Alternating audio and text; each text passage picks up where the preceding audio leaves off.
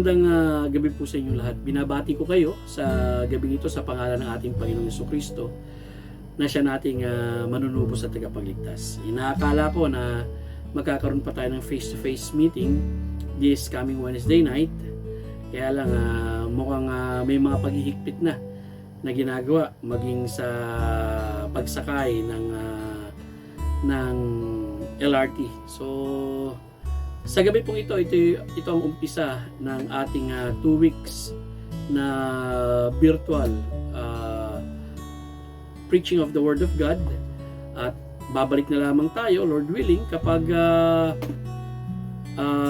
maluwang na po, no, or inalaw na tayo ng gobyerno after August 20. Ganun pa man, nagpapasalamat po ako na hindi pa rin mahadlangan ang pangangaral ng salita ng Diyos. Maging kayo dyan na nasa inyo yung mga tahanan ay may pagkakataon na makapakinig ng kanyang salita.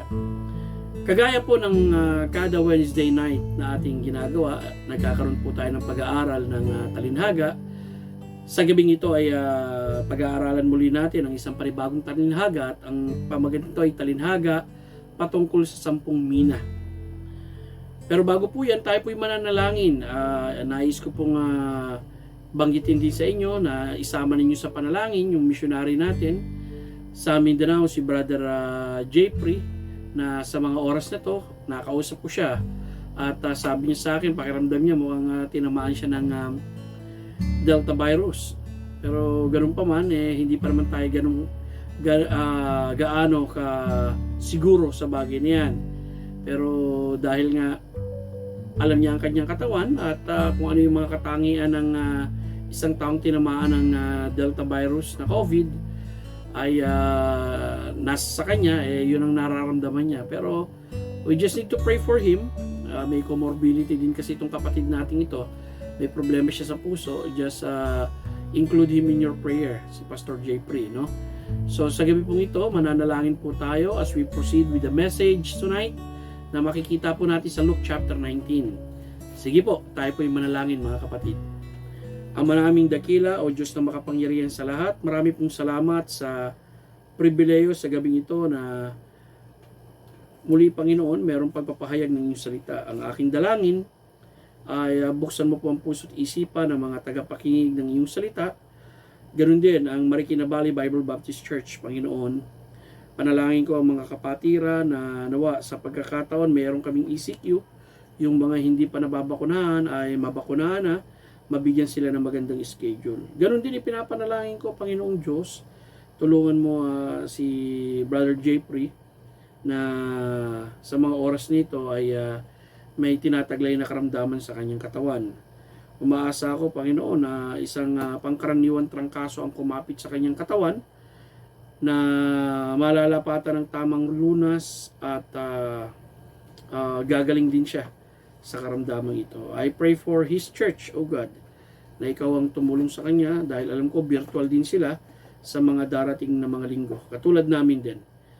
Ama, akin po ipinagkakatiwala ang pag-aaral namin ito. Salamat po, O Diyos, sa oras na ipinagkaloob sa amin, sa ngalan ng iyong anak na si Jesus. Amen. Akin po munang babasahin ang ating talinhaga, and then we will proceed with the outline of the message this evening. Lucas 19:11 hanggang 12, makikita natin dito. Sabi, habang pinakikinggan nila ang mga bagay nito, idinagdag ni Jesus at sinabi ang isang talinhaga, sapagkat malapit na siya sa Jerusalem, na inaakala nila na ang paghahari ng Diyos ay mahayag na. Kaya nga sinabi, may isang maharlikan lalaki, pumunta siya sa malayong bayan upang tanggapin sa kanyang sarili ang paghahari at siya ay babalik. Tinawag niya ang 10 sa kanyang mga alipin at bawat isa ay binigyan ng isang mina. Sinabi niya sa kanila, mangalakal kayo hanggang sa pagdating ko. Ngunit ang kanyang mga mamamayan ay napopuot sa kanya at nagsugo sila ng isang kinatawan. Kanilang sinabi, ayaw naming maghari sa amin ang lalaking ito. At nangyari na sa kanyang pagbalik, pagtanggap niya ng paghahari, iniutos niyang tawagin ang mga aliping ito. Ipinatawag niya ang mga alipin binigyan niya ng salapi upang malaman niya kung ano ang tinubo ng bawat isa sa pangangalakal.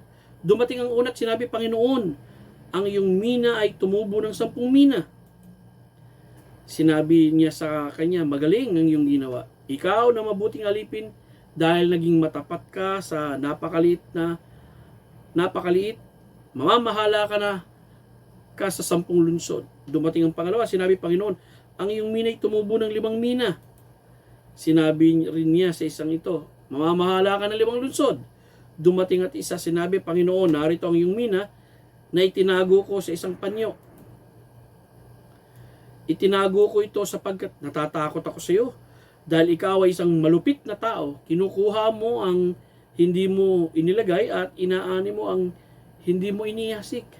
Ngunit sinabi sa kanya, hahatulan kita mula sa iyong bibig, masamang alipin. Alam mong ako'y isang mabagsik na tao. Kinukuha ko ang hindi ko inilagay at inaani ko ang hindi ko inihasik. Bakit hindi mo inilagak sa bangko ang aking salapi? Upang sa pagdating ko ay makuha ko ito kasama ng tubo. Sa mga nakatayo ay kanyang sinabi, kunin ninyo sa kanyang ang mina. Ibigay ninyo ito sa kanyang may 10. Sinabi nila sa kanya, Panginoon, may 10 mina na siya. Ito ay sapagkat sinasabi ko sa inyo, sa bawat isa na mayroon ay bibigyan, ngunit sa kanya na wala, maging ang nasa kanya ay kukunin mula sa kanya. Subalit, itong aking mga kaaway na ayaw akong maghari sa kanila, ay dalhin nyo rito, patayin ninyo sila sa aking harapan. Now, makikita po natin, ito pong talinhagang ito ay ibinigay pagkatapos ng magmensahe si Jesus Christ at naanyayahan niya ang kanyang sarili dun sa bahay ni Zaccheo sa Luke 19. At ang makikita natin dito, ang talinhaga na patungkol sa 10 mina ay ang pagtatapos ng pagtuturo ng Panginoong Hesus nung nagsimula siyang maglakbay papuntang Jerusalem. Ito ay ibinigay sa kanyang mga alagad, gayon din sa mga Hudyong tumatanggi sa kanya bilang babala. Now, nais kong makita ninyo rito sa Lucas 9:51. Ito po yung simula na ang ating Panginoong Kristo ay papunta sa Jerusalem. Dumating ang panahon na si Jesus ay malapit ng umakyat sa langit. Nangyari nga na kanyang itinuon ang kanyang muka upang makapunta sa Jerusalem. Now, unang-una, sa tuwing tayo nag-aaral ng talinhaga ay tinatanong natin, anong dahilan kung bakit ibinigay ang talinhagang ito? Actually, makikita po natin na maliwanag dun sa mga talata na may dahilan ang pagbibigay ng talinhagang ito upang maituwid ang ating Panginoong Kristo doon sa maling konsepto nila patungkol sa dagliang paghahari ng ating Panginoon. Ito pa yung makikita natin doon sa ating talata, no? Talatang 11. Sinabi rito, habang pinakikinggan nila ang mga bagay nito, idinagdag ni Jesus at sinabi ang isang talinhaga sapagkat malapit na siya sa Jerusalem at inakala nila na ang paghahari ng Diyos ay mahayag na.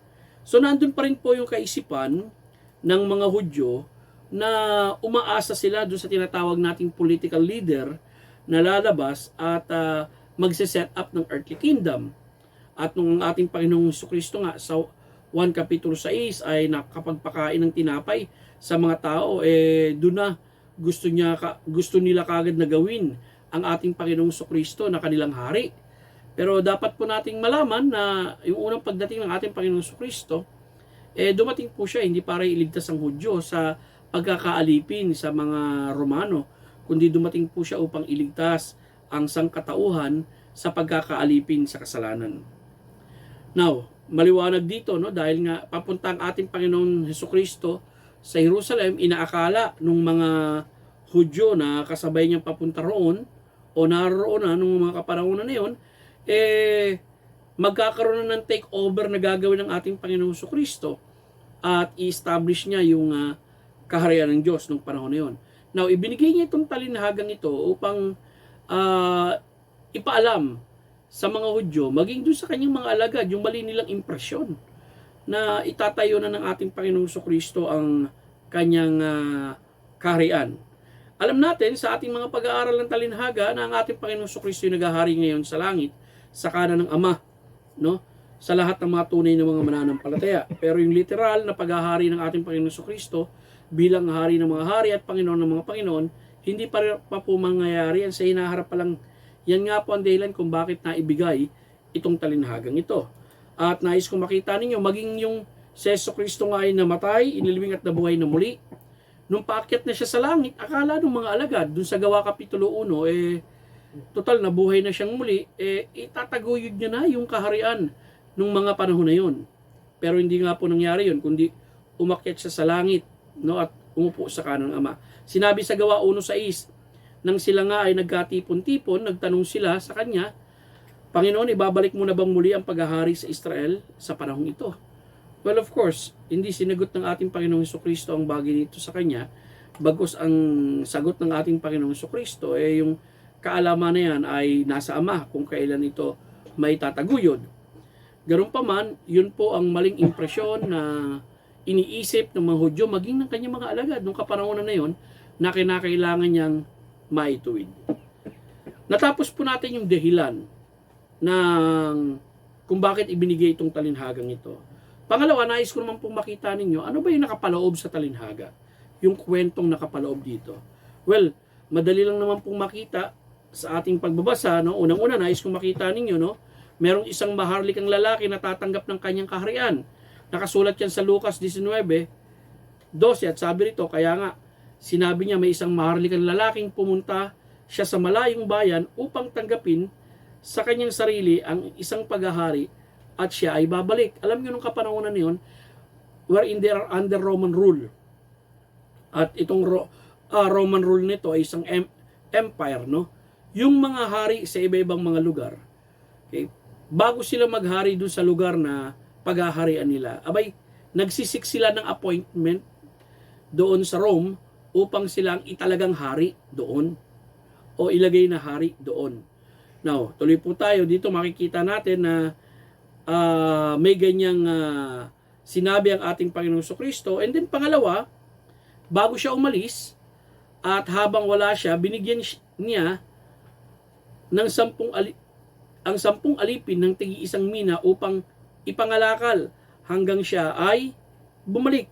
Sabi sa Luke 19:13, tinawag niya ang 10 sa kanyang mga alipin at bawat isa ay binigyan ng 1 mina. Sinabi niya sa kanila, mangalakal kayo hanggang sa pagdating ko. Well, dito makikita natin sa talinghagang ito, mga kapatid, na ang kumakatawan doon sa maharlikang lalaki, walang iba kundi ang ating Panginoon Jesucristo. At yung mga alipin dito ay kumakatawa naman doon sa kanyang mga alagad, no? At ganoon din, sa ikatlo, makikita naman natin yung kinakatawan naman nitong mga taong ito ay yung majority ng mga Hudyo na ayaw tumanggap sa ating Panginoong Jesucristo. At yung majority ng mga tao sa buong mundo na ayaw sa ating Panginoong Jesucristo. Sabi kasi rito, may mga mamamayan sa kanyang kaharian na ayaw sa kanya na maghari. So dito makikita natin sa Lucas 19:14 yan. Sinabi, ngunit ang kanyang mga mamamayan ay napupuot sa kanya at nagsugo sila sa kanya ng isang kinatawan. Kanilang sinabi, ayaw naming maghari sa amin ang lalaking ito. Alam niyo nang ikinuwento ito ng ating Panginoong Jesucristo, makaka-relate yung mga tao roon sa Jerusalem during that time. Alam niyo po ba bakit? Kasi ang ganda ng historical background nito, ganito ang nangyari kay Archelaus, no? Yung namatay si Haring Herod o yung Herod the Great. At ito yung nakasulat sa Mateo Kapitulo 2, 19 hanggang 22. Sabi diyan, ngunit nang patay na si Herodes, kung yung matatandaan, itinakas ni Jose yung kanyang mag-ina at dinala niya sa Ehipto. Narito isang anghel ng Panginoon ay nagpakita kay Jose sa Ehipto sa isang panganaginip. Sinabi, bumangon ka at dalhin mo ang bata at ang kanyang ina at pumaroon kayo sa lupay ng Israel. Sapagkat patay na silang naghahangad sa buhay ng bata, bumangon siya at dinala ang bata at ang ina nito at dumating sa lupay ng Israel. Si Arkelio ang naghahari sa Judea bilang kapalit ng kanyang amang si Herodes. Nang mabalitaan ito ni Jose, natakot siya. Pumunta roon. Sa isang panaginip, binigyan siya ng Diyos ng babala. Umalis siya patungo sa dako ng Galilea. Nung si Arkelio ang pumalit kay Herodes pagkamatay nito, no, nakita nga ninyo, natakot si Jose nung mabalitaan niya yung bagay nito. Kasi nga, nung kaagad na naghari itong si Arkelio na pumalit sa kanyang amang si Herodes, abay, nagpautos kaagad ito na patayin ng 3,000 katao sa Jerusalem. Kaya nangyari doon sa mga tao sa Jerusalem, nung alam nila na itong si Arkelio ang mamumuno sa kanila, nagpadala sila ng delegasyon sa Roma upang iprotesta kay Haring Augusto yung paghahari ni Arkelio dun sa kanila. Ngunit hindi rin sila dininig ni Augusto Caesar at sangayon sa kasaysayan, malupit ang pamamaraan ng pamumuno ni Arkelio na nakarating din sa kaalaman ng taga-Roma, kaya tinanggal nila ito sa paghahari. At simula noon, yung lugar ng Judea, yung province of Judea, nilagyan na po nila ng procurator, no? Ang tawag sa Biblia gobernador or procurator. At kung yung matatandaan si Poncio Pilato, nung kapanahonan ng ating Panginoong Jesucristo na kung saan iniharap nila si Jesus Christ, isa siya sa mga procurator. Panglima na siya sa procurator sa Jerusalem nung kapanahonan na yon. So tignan po natin, no, sa Lucas 3:1, sa 15 taon ng paghahari ni Tiberius Caesar, ang gobernador sa Judea ay si Poncio Pilato.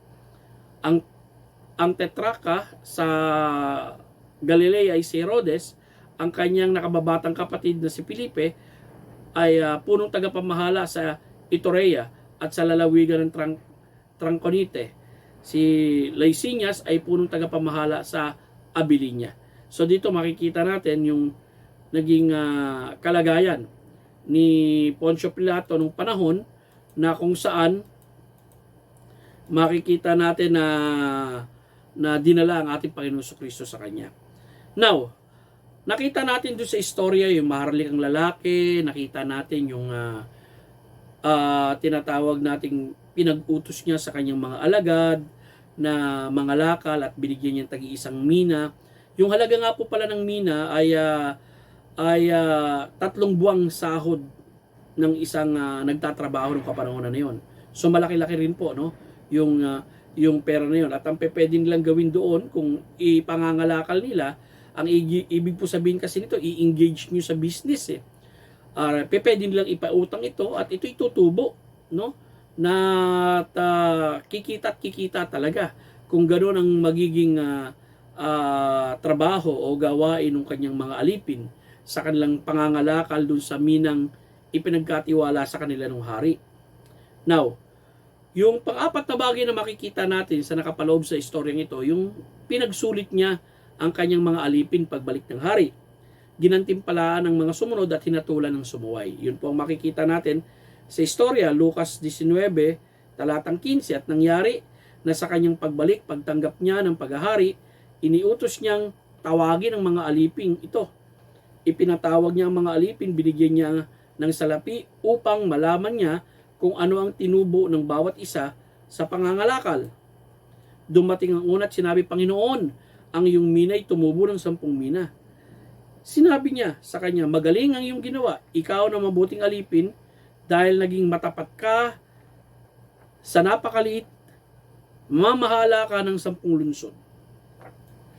And then makikita natin, verse 18, dumating ang pangalawa at sinabi, Panginoon, ang iyong mina'y tumubo ng 5 mina. Sinabi rin niya sa isang ito, mamamahala ka ng 5 lunsod. Dumating ang isa at sinabi, Panginoon, narito, ang iyong mina'y tinago ko sa panyo. Itinago ko ito sapagkat natatakot ako sa iyo dahil ikaw ay isang malupit na tao. Kinukuha mo ang hindi mo inilagay at inaani mo ang hindi mo inihasik. Ngunit sinabi niya sa kanya, hatulan kita mula sa iyong bibig, masamang alipin.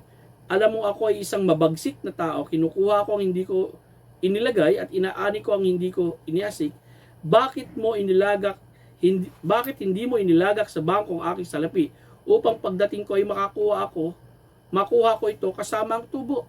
Now, makikita natin sa istoryang ito, mga kapatid, yung pagbibigay sulit ng mga binigyan ng mina. At makikita natin yung dalawang nauna ay talagang ikinalakal nila ito at tumubo. At makikita naman natin yung generosity nung hari, no, na Sobra-sobra yung ibinalik na gantimpala. Yung isa nga, pinamahalaan ng 10 syudad, yung isa 5 syudad. Narito yung pangatlo, na itinago lang yung kanyang mina at hindi ito pinangalakal. Well, unang-una nagpapakita ito, baka hindi naniniwala yung hindi naniniwala itong alipin ito na makababalik pa yung hari o makapaghahari sa kanila. Pangalawa, makikita natin itong alipin ito ay talagang masuwayin dun sa iniutos ng hari. And then mapapansin din natin ito, mali ang perception niya rin sa hari. Kasi sinabi rito ng hari, no? Ngunit sinabi niya sa kanya, ahatulang kita mula sa iyong bibig. Well, yung ginamit niyang term dito, yung word na malupit, at yung ginamit naman nung term ng hari dito sa kanyang sarili, mabagsik. Ang ibig lang po sabihin nito, no, yung siya ay stricto, no? Siya po ay stricto, exact siya. At nais niya na talagang kung ano yung iniutos niya, magawa. Pero makikita naman po natin, no, doon sa naging aksyon ng hari, doon sa mga gumawa ng pagsunod, talagang naging generous yung hari. Pero dito, mali ang perception at ang pananaw nitong alipin nito doon sa haring nag-utos sa kanya, at maaari din na hindi siya naniniwala na ito yung maghahari sa kanya or sumuway siya at wala siyang interest na sundin o pag-isipan man lang kung ano ang gagawin doon sa minang ipinagkatiwala sa kanya ng kanyang hari. Kaya ang ginawa niya, itinago. No? Dito makikita natin, bakit hindi mo ilagak sa bangko? Kung ayaw mong mangalakal, di sana inilagay mo na lang sa bangko. At kusang tumubo na lang yung mina dahil sa bangko nagkaroon ng interest. Pero makikita natin dito, no, ang address sa kanya ng hari ay masamang alipin dahil sa kanyang ginawa. Sa mga nakatayo sa kanya, kunin ninyo sa kanya ang mina, ibigay ninyo ito sa kanya na may 10 mina. Sinabi nila sa kanya, Panginoon, may 10 mina siya. Ito ay sapagkat sinasabi ko sa inyo, sa bawat isa na mayroon ay bibigyan, ngunit sa kanya na wala, maging ang nasa kanya ay kukunin mula sa kanya. And then makikita natin doon sa istorya, no? Pinapatay niya ang kanyang mga kaaway na ayaw siyang maghari sa kanila. Hari ito Tapos yung mga napopuot sa kanya, may mga mamaya na napopuot sa kanya na ayaw siya ang maghari, siyang lihitimong hari, mga kapatid. Kaya nangyari dito, itong mga kaaway na ayaw sa kanya, during that time, pinapatay niya. Sangayon sa Lucas 19:27, subalit, itong aking mga kaaway na ayaw akong maghari sa kanila ay dalhin nyo rito, patayin nyo sila sa aking harapan. Now, doon po natapos yung talinhaga. Now, nais ko po makita ninyo sa gabi ito, ano po ba ang katotohanan ang makikita nating nakapaloob sa talinhagang ito? Pero bago yan, ano ba ang kahulugan? Kasi lagi natin binibigyan ng kahulugan ng bawat talinhagang pinag-aaralan natin. Una, nakita natin yung dahilan ng talinhaga kung bakit ito ibinigay, no? Para maituwid yung mali nilang perception or impression na si Kristo ay agaran ng maghahari at sila'y pawawalan sa pagkakaalipin sa pananakop ng mga Romano nung si Kristo ay papunta na si Jerusalem nung mga kapanahonan na yun. Okay? And then pangalawa, nakita natin yung mga nakapaloob dun sa talinhaga na andyan yung nakapaloob dyan yung isang maharlikang lalaki na tatanggap ng kanyang paghahari. Nakapaloob dyan yung pagbibigay ng utos ng maharlikang lalaki o ng hari sa kanyang mga alipin upang mangalakal. Binigyan niya na bawat isa sa kanila ng mga mina. At makikita natin dito na andyan yung pinagbigay yung sulit ang bawat isa sa kanila.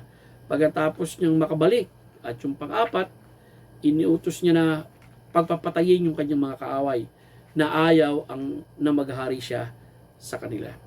Now, anong mga katotohanan ang nais kong makita ninyo rito sa pag-aaral natin ito? Kahulugan muna.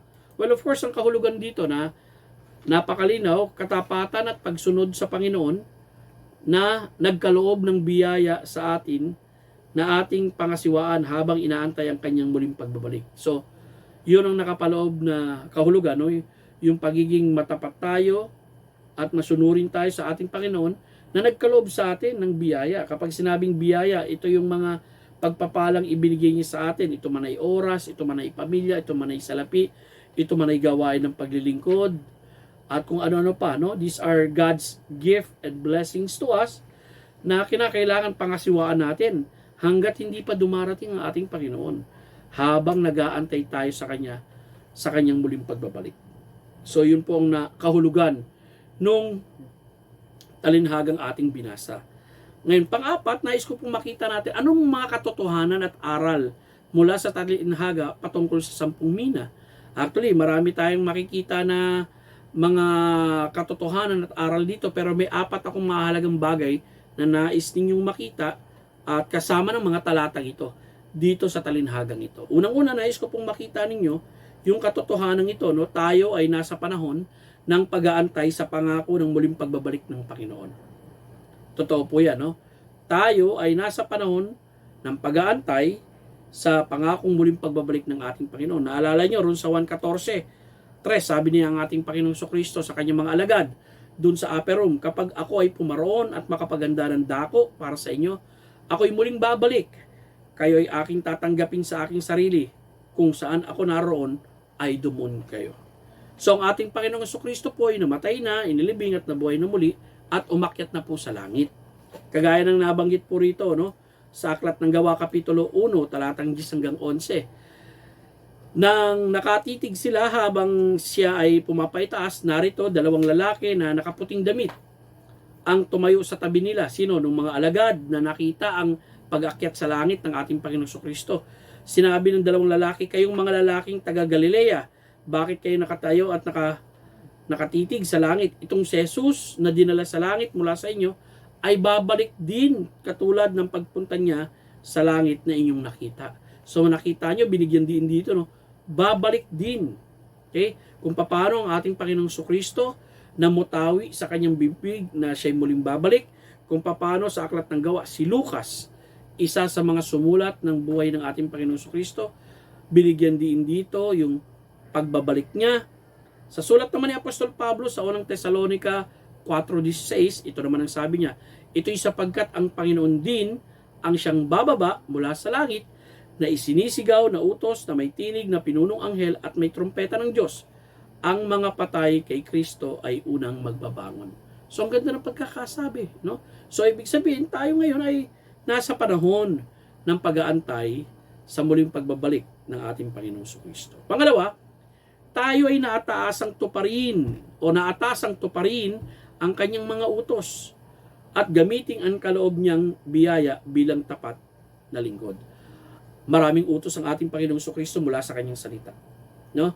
Pero ang makikita nating utos dun sa talinhaga na ibinigay sa mga alagad, na kumakatawa naman sa lahat ng mga tunay na mananampalataya, abay, gamitin natin yung mga kaloob at yung mga biyaya na ibinigay sa atin ng Diyos sa ikapagpapalawig at ikalalago ng kanyang gawain. Of course, ang dami niyang utos sa atin na makikita natin sa Biblia na dapat nating basahin dito. Makikita natin, mga kapatid, sa Aklat ng Lucas 19:13, ang sabi rito, tinawag niya ang 10 sa kanyang mga alipin at bawat isa ay binigyan niya ng 1 mina. Sinabi niya sa kanila, mangalakal kayo hanggang sa pagdating ko. Ang ibig po sabihin ng mga lakal dito, engage in business or in trade. Kaya makikita natin, no, andyan yung paggamit doon sa ipinagkatiwala sa kanilang mina nung kapanahonan na yun. Ang halaga ay 3 buwang sahod. So pwede mong ipautang yan, pwede kang magkaroon ng maliit na negosyo. Ang mahalaga, ginamit mo yan at tumubo, no? Kumita, nagkaroon ng resulta. Well, sa atin bilang mga Kristiyano, ang daming giyaya ibinigay sa atin ng Diyos. Ang dami sa ating pinagkaloob na mga kaloob or abilidad or kakayanan, mga bagay na ibinigay niya na ipagbibigay sulit natin balang araw sa Diyos. Andyan yung oras na ibinigay niya sa atin. Andyan binigyan niya tayo ng church. Andyan binigyan niya tayo ng pamilya. Andyan binigyan niya tayo ng kalakasan. Andyan yung may oportunidad tayo na ibinigay sa atin ng Diyos na kakayanan upang makapaglingkod sa Diyos. No? Sa abot ng ating makakaya. Umisip po tayo na magandang mga gawain. Ngayon magkakaroon naman ng ECQ kahit tayo nasa tahanan lamang. Okay? naway sa pananatili natin sa ating kanya-kanyang tahanan, makultivate natin na lumago yung ating buhay espiritual kahit nasa bahay lang tayo. At kapag dumating naman po yun na bukas na ang paghaharap-harap natin sa pananambahan, ay pumunta po tayo. Dahil unang-una, utos siya ng Diyos eh. Hindi utos po yan ng Diyos, hindi po tayo inutusan na manatili magpakailanman sa tahanan at manood na lamang ng video. Hindi po. Inutusan po tayo na magsama-sama at magtipon-tipon sa isang kapilya bilang magkakapatid sa pananampalataya para makapagpalakasan tayo. Okay? Sa nananatili pang lakas na ibinigay sa iyo ng Diyos, abay naway magamit mo yan sa ikawawalhati niya. No? So, kayo po nakakaalam kung anong mga kaloob na ibinigay sa inyo ng Panginoong Diyos. Sabi rito, ang matapat sa kakaunti ay matapat din sa marami. Ang hindi matuwid sa kakaunti ay hindi rin matuwid sa marami. Kaya nga, kung hindi kayo naging matapat sa hindi matuwid na kayamanan, paano pang ipagkakatiwala sa inyo ang tunay na kayamanan?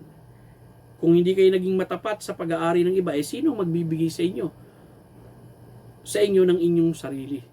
So dito, hinahamon yung pinagkalooban ng responsibilidad at pangangasiwa sa mga biyayang ibinigay sa atin ng Diyos na maging matapat tayo. Maliit man yan o malaki, maging matapat tayo. Extraordinary yung ginawa nung isang tumanggap ng mina. Isipin mo, tumubo ng 10. No? Yung isang mina na ginawa niya, talagang naging agresibo itong lalaking ito sa pangangalakal para tumubo na lamang ng 10 beses yung kanyang yung minang pinagkatiwala sa kanya. Unang Korinto 4, 1-2. Sa ganitong paraan, kilalanin kami ng mga tao bilang mga lingkod ni Kristo at katiwala ng hiwaga ng Diyos. Gayunman, ang katiwala ay kinakailangan maging matapat. So nais ko mong malaman ninyo, lahat tayo katiwala eh. Katiwala tayo ng Ebanghelyo. Pinagkaloob sa atin yung kaalaman na yan. Naranasan natin ang pagbabagong buhay na nung tayo nanalig kay Kristo bilang tagapagligtas. So dahil alam natin ang Ebanghelyo, dapat alam din natin kung paano ito ibabahagi sa tao. Katiwala tayo ng oras na ibinigay sa atin ng Diyos. Kaya habang minalalabi pa tayo ng oras dito sa lupa, naway magamit natin yan sa makabaluhang bagay habang buhay pa tayo. And then, unang Pedro 4:10, ayon sa biyaya na tinanggap ninyo, ipaglingkod ninyo sa inyong kapwa. Maglingkod kayo gaya ng mabuting katiwala sa masaganang biyaya ng Diyos. Isipin nyo yan. Napakasagana ng ibinigay ng Diyos na biyaya sa atin. Kaya paglingkod natin, mga minamahal. And then, nais ko pong makita ninyo, tayo ay makakasama sa kanyang pag-ari at pagtanggap ng gantimpalang ipagkakaloob ng Diyos sa karapat-dapat. So dito, no, ang Biblia ay hindi lamang nangako ng muling pagbabalik ng ating Panginoong Kristo. Actually, sa Biblia din makikita natin, mga minamahal, makakasama tayong paghahari sa paghahari ng ating Panginoong Kristo. Napakaganda po ng katotohanan yan. At ganoon din, sa Biblia, nangako ang gantimpala ang ating Panginoong Kristo sa mga karapat dapat bigyan ng gantimpala na ginamit na may kahusayan ang mga kaloob at biyayang binigay ng Diyos sa kanila rito habang sila'y nasa lupa. Tignan po natin yung mga talata na yan. Sa Mateo 25:21, sinabi ng kanyang Panginoon sa kanya, magaling ang iyong ginawa, ikaw ay mabuti at tapat na alipin. Naging tapat ka sa kaunting bagay, pamamahalain kita sa maraming mga bagay. Pumasok ka sa kagalakan ng iyong Panginoon. Lucas 19:17, sinabi sa kanyang ng kanyang Panginoon, sinabi ng kanyang Panginoon sa kanya, magaling ang iyong ginawa. Ikaw ay mabuti at tapat na alipin. Naging tapat ka sa kakaunting bagay, pamamahalain kita sa maraming mga bagay, pumasok ka sa kagalakan ng iyong Panginoon. Oh, teka lang po, no? Mukhang yung nabasa ko ay hindi ugma. I-correct ko lamang po para at least ma-appreciate natin. Ito pa yung sinabi niya. Sinabi niya sa kanya, magaling ang iyong ginawa, ikaw na mabuting alipin dahil naging matapat ka sa napakaliit, mamamahala ka sa 10 lunsod. Yun po yung sinabi, no? Doon sa unang alipin. Now, ang susunod po na talata na nais kong makita ninyo sa bagay na yan, ay yung nabanggit po rito sa verse Luke 22:29, sabi rito, ang aking ama ay naglaan para sa akin ng isang paghahari. Ganito rin ang paglaan ko ng isang paghahari para sa inyo. Ganda, no? And then, meron pa po, no? At dagdagan pa po natin yan. Ikalawang Korinto 5 Gs. Ito'y sapagkat tayong lahat ay haharap sa luklukan ng paghatol ni Kristo upang ang bawat isa ay tumanggap ng nauukol sa atin para sa mga bagay na ginawa sa katawan, maging ito man ay mabuti o masama. Nais ko pong makita ninyo yung salitang masama rito, no? Ibig po sabihin walang saysay o kaya worthless. So, ibig po sabihin, itong katawan ay binigay sa atin ng Diyos na kung saan pinagkalooban niya tayo ng mga abilidad sa ating paglilingkod sa Kanya at ginamit tayo ng Diyos upang maging tagapangasiwa niya sa mga biyayang pinagkaloob niya sa atin. Ay balang araw po, no? Tatanggap tayo ng mga nauukol dun sa mga ginawa ng ating katawang lupa, having the gifts that God has given to us. And then, sa pahayag 5Gs, no, nais ko pong makita nyo isang halimbawa po rito nung kasama natin na maghahari ang ating Panginoong Kristo. Ginawa mo kaming mga hari at mga saserdote para sa aming Diyos at kami maghahari sa ibabaw ng lupa. So kung maghahari po ang ating Panginoong Kristo, kasama po niya tayo maghahari. At nakita nga natin, no, sa talinhaga na may mga pinagkatiwalang lunsod, no, doon sa mga aliping karapat-dapat na mangyayari naman po yan sa hinaharap. Bilang mga mananampalatayang pinangakuan, hindi lamang ng gantimpala, kundi maging ng paghahari ng ating Panginoong Hesukristo.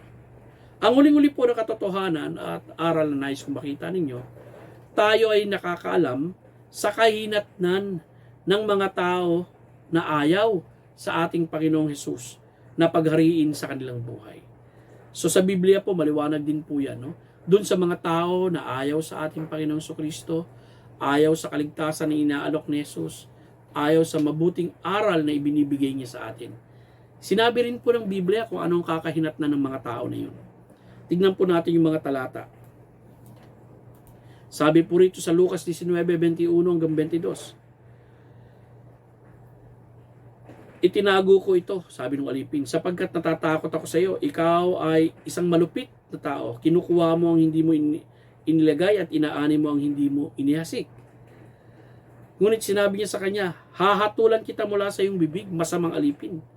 Alam mo ako isang mabagsik na tao, kinukuha ko ang hindi ko inilagay at inaani ko ang hindi ko inihasik. So makikita niyo, no, na may paghatol na gagawin ng ating Panginoon Kristo dito sa alipin na ito na masama, na mali ang perception niya ron sa hari.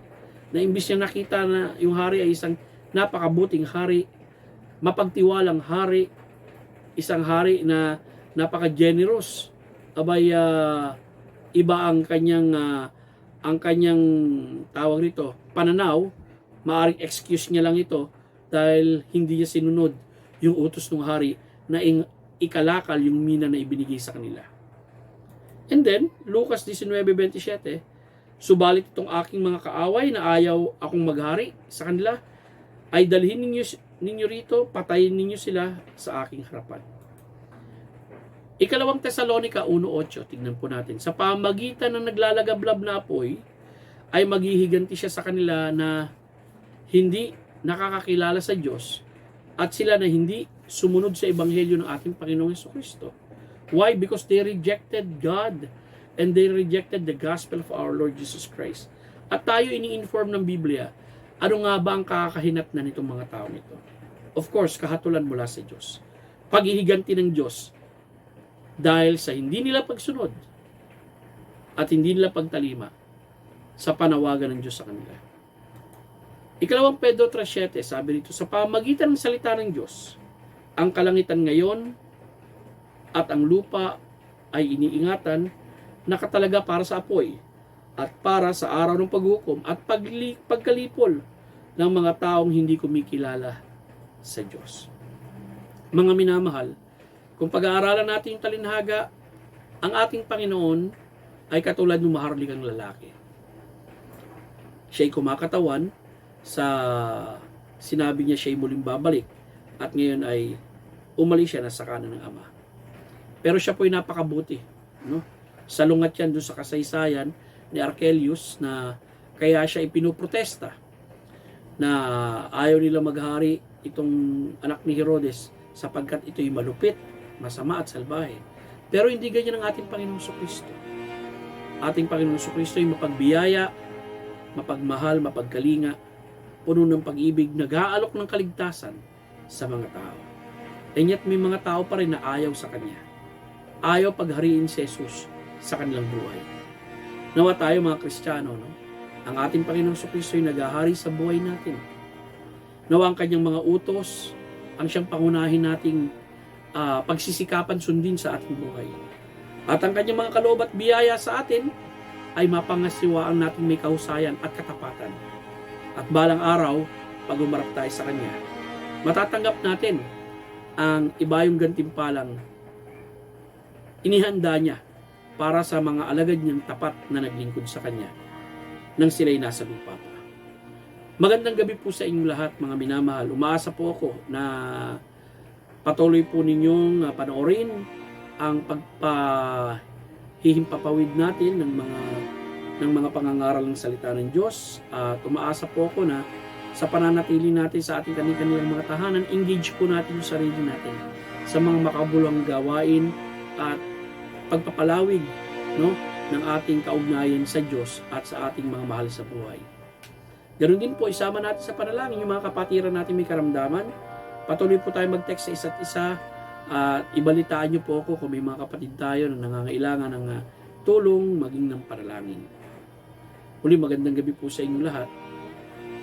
Manalangin na po tayo.